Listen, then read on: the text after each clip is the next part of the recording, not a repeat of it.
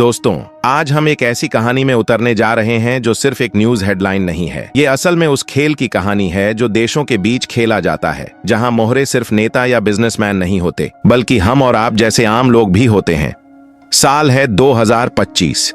दुनिया की सबसे ताकतवर अर्थव्यवस्था मानी जाने वाली अमेरिका ने भारत के खिलाफ आर्थिक जंग छेड़ दी है।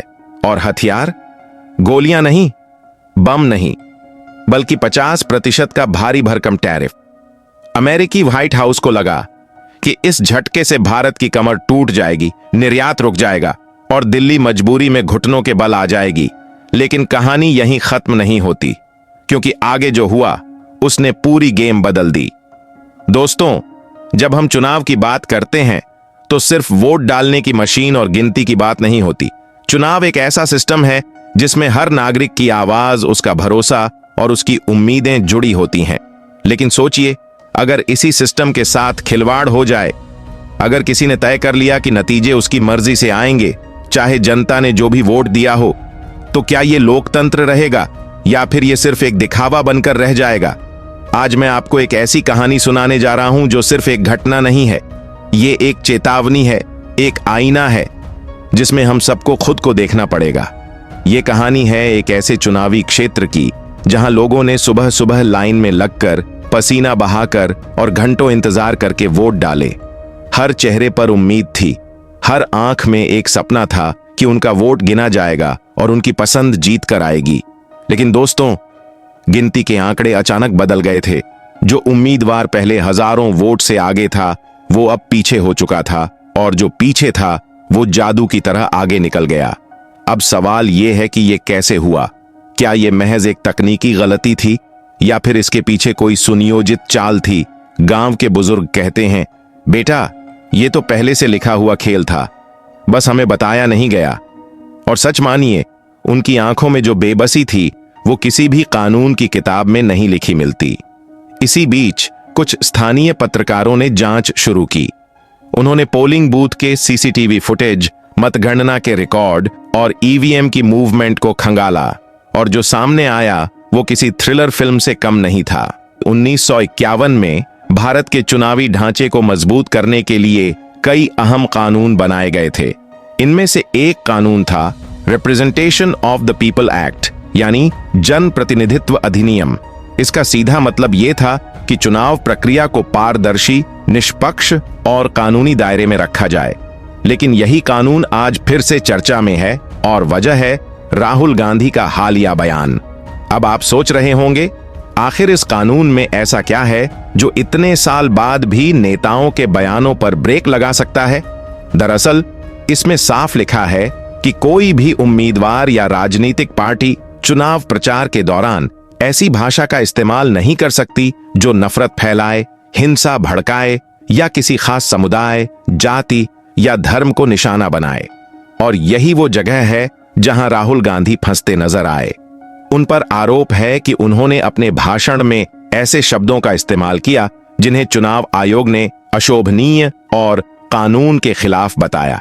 ईसी ने उन्हें चेतावनी देते हुए कहा, 73 साल से चला आ रहा ये कानून मत भूलो। दोस्तों, यहां एक अहम बात समझनी होगी। भारत का चुनाव आयोग एक संवैधानिक संस्था है जिसके पास चुनावी आचार संहिता लागू करने का पूरा अधिकार है, और ये केवल एक सलाह देने वाली संस्था नहीं है। अगर कोई नेता नियम तोड़ता है तो आयोग उसके चुनाव प्रचार पर रोक लगा सकता है, उसे नोटिस भेज सकता है और गंभीर मामलों में कानूनी कार्रवाई भी कर सकता है। लेकिन सवाल यह है, क्या ये नियम सिर्फ कागजों में है या इनका असल में पालन भी होता है? इतिहास गवाह है कि कई बड़े बड़े नेताओं को चुनाव प्रचार के दौरान रोक का सामना करना पड़ा है, कभी भाषणों की वजह से, कभी नफरत फैलाने वाले बयानों की वजह से, और कभी झूठी जानकारी फैलाने की वजह से। यहां एक दिलचस्प तथ्य है, 1951 के इस कानून में समय समय पर बदलाव भी हुए हैं। सोशल मीडिया के आने के बाद तो चुनाव आयोग को और भी सख्ती करनी पड़ी, क्योंकि अब सिर्फ स्टेज से दिए गए भाषण ही नहीं, बल्कि ट्विटर, फेसबुक, यूट्यूब और व्हाट्सएप पर डाले गए पोस्ट और वीडियो भी चुनावी आचार संहिता के दायरे में आते हैं। तो राहुल गांधी का मामला सिर्फ एक बयान तक सीमित नहीं है। ये लोकतंत्र के उस बड़े सवाल से जुड़ा है, क्या नेता कानून से ऊपर हैं? चुनाव आयोग का ये कदम एक तरह से बाकी नेताओं के लिए भी चेतावनी है कि चुनावी माहौल में हर शब्द की कीमत होती है और गलत शब्द राजनीतिक करियर पर भारी पड़ सकते हैं। ये कहानी सिर्फ 50% टैरिफ या अरबों डॉलर के व्यापार की नहीं है। ये कहानी है आत्मनिर्भरता की, अपने पैरों पर खड़े होने की और दुनिया को ये दिखाने की कि भारत अब किसी का मोहरा नहीं है।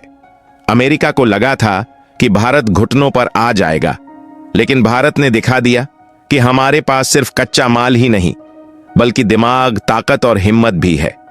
नए व्यापार समझौते, लोकल मैन्युफैक्चरिंग, अरब देशों से साझेदारी, यूरोप में नए ग्राहक, भारत ने हर तरफ से मोर्चा खोल दिया।